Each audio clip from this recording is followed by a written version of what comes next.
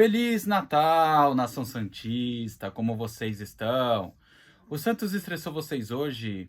Infelizmente sim, meu nome é Gabriel Zupo do canal Sincero Santos. Não se esqueçam de se inscrever no canal, curtir e compartilhar o vídeo e ativar o sininho. E para você que tem Instagram, seguir a página do canal, @SinceroSantos. Lembrando que lá eu tenho duas parcerias, com a página Torcida Alvinegra e com a Bruna Novaes, @SereiaPistola. Bom, gente, o tema de hoje são dois. Primeiro, o que fazer com três jogadores que o Santos está tendo uma dificuldade em negociar. E outra é a questão da possível saída de um jogador. Vamos começar sobre a saída do jogador. Nesse fim de semana, o Maxi Silveira recebeu sondagens do Peñarol do Uruguai a pedidos do Diego Aguirre, que é o treinador do time uruguaio. A questão do Maxi Silveira, né? A intenção do Santos, como eu falei na sexta-feira, era segurar o jogador, era segurar o atacante. Mas a primeiro momento, o atacante achou que a primeira conversa em relação a uma redução salarial e a renovação do contrato dele foi muito. Então o jogador meio que recusou a primeira proposta. As duas partes, que é o clube e o jogador, vão se encontrar novamente para ver essa possível renovação. Só que no meio desse caminho apareceu esse interesse do Peñarol. Bom, para falar sobre essa possível saída do Maxi Silveira. A primeiro momento, eu até acho ele interessante para a Série B, porque é um jogador veloz, brigador, raçudo. Ele é a cara da Série B, entende? O Santos precisa de alguns jogadores na Série B que fazem o trabalho sujo, que é aquele jogador que não tem muitas qualidades técnicas, mas sempre ajuda na questão tática. Como eu falei, fazer o trabalho sujo, o carregador de piano do time. E eu acho que o Maxi Silveira seria esse tipo de jogador. Só que assim, se caso ele sair, não renovar com o Santos e ir embora, não vai ser uma saída que eu vou ficar triste, pé da vida, porque é um jogador limitado tecnicamente. Eu acho que assim, se ele ficar, se ele topar redução salarial e renovar com o Santos, eu acredito que ele será útil. Mas também, se caso ele sair, eu não vou ficar aqui chorando porque é um jogador limitado, como eu falei. É útil, mas é limitado. Então, aí vai depender dos próximos capítulos. Bom, passando agora para os três jogadores que eu falei que o Santos tem uma situação um pouco difícil de resolver. A primeira é do Morelos, que numa entrevista na Colômbia falou que quer ficar no Santos. Isso é um problemaço. Digo isso porque o jogador recebe 900 mil por mês. Quando ele veio para o Santos, ele assinou um contrato com uma cláusula que, se caso o Santos fosse rebaixado, poderia acionar essa cláusula e aconteceria a rescisão do contrato. Só que essa cláusula de rescisão, ela é unilateral. Só o jogador pode acionar ela. É incrível que, mesmo não tendo mais poder no clube, você vê as heranças de Andrés Rueda. Então, se o Santos quiser rescindir o contrato, só se o Santos quiser pagar uma grana alta para o Morelos. Agora, se o Morelos quiser, ele pode. O que complica ainda mais é que o salário dele é fora da realidade. Futebol, tecnicamente, no pouco que ele jogou aqui no Santos e na Europa, prova ter. Eu acho que ele seria muito útil para a Série B. Eu acho que ele seria um cracaço na Série B. Só que é um jogador que, quando chegou aqui no Santos, fora de forma, acima do peso, sem ritmo de jogo. Então junta tudo isso e é uma contratação horrível se você pensar no custo-benefício. Na questão técnica, foi o que eu falei, tem potencial, só que veio fora de forma, teve lesão. Então vamos lá.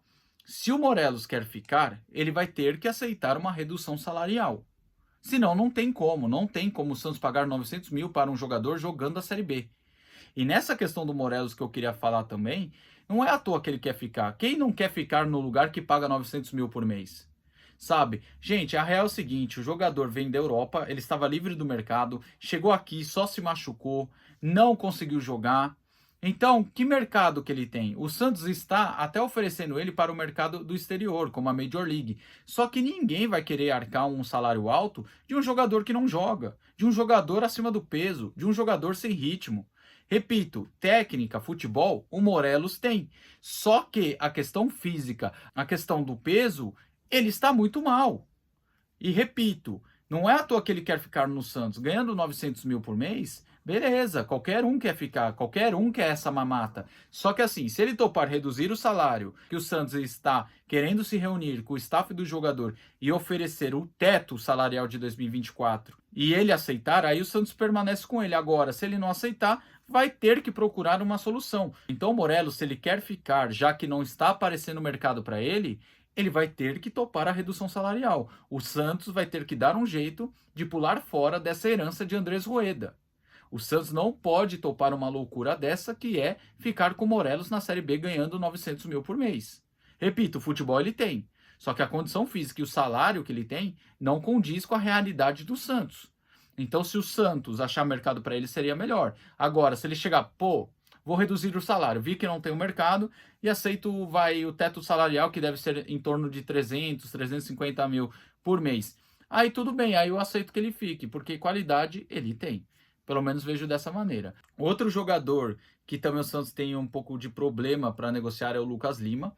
Porque a gente lembra, o Lucas Lima a gente sabe que é um jogador sem vontade nenhuma, um cara com caráter duvidoso. Falo isso porque o Santos brigando para não cair, aí ele dando entrevista, dando risadinha da situação. Mas enfim, é um jogador que, gente, de verdade, bola, técnica, pô, ele até tem, só que não tem vontade nenhuma. O cara prefere ficar sentado no banco, sentar em cima do contrato. Foi o que eu falei quando ele foi contratado. Ele foi contratado por produtividade. Se ele atingisse uma meta, ele ganhava uma renovação de 1 ano.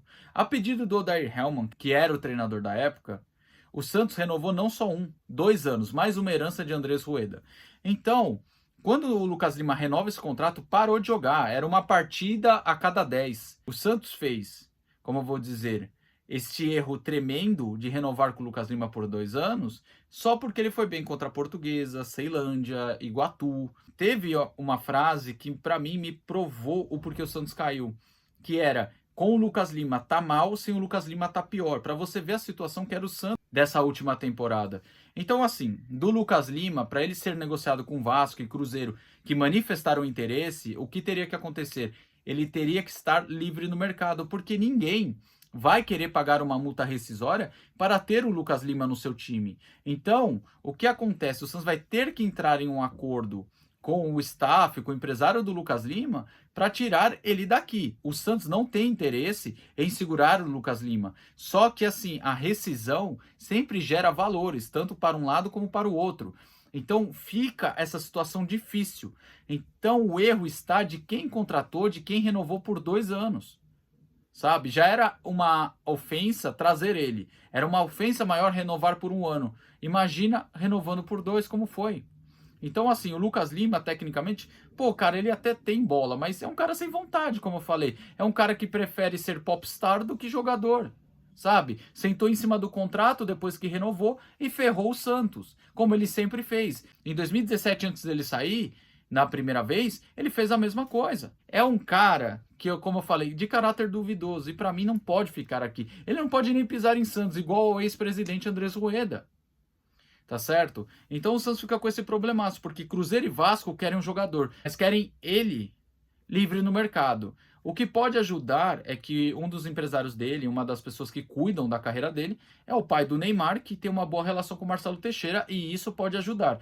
Pelo menos eu me apego nisso para que o Santos não gaste uma nota em uma possível saída do Lucas Lima. Pelo amor de Deus, já basta tudo que esse ingrato fez. E a última que eu queria falar aqui é sobre o Lucas Braga, né? A pedido do Carille, o Santos congelou as negociações pelo atacante. Cara, Carille, de verdade, eu gosto muito de você como treinador.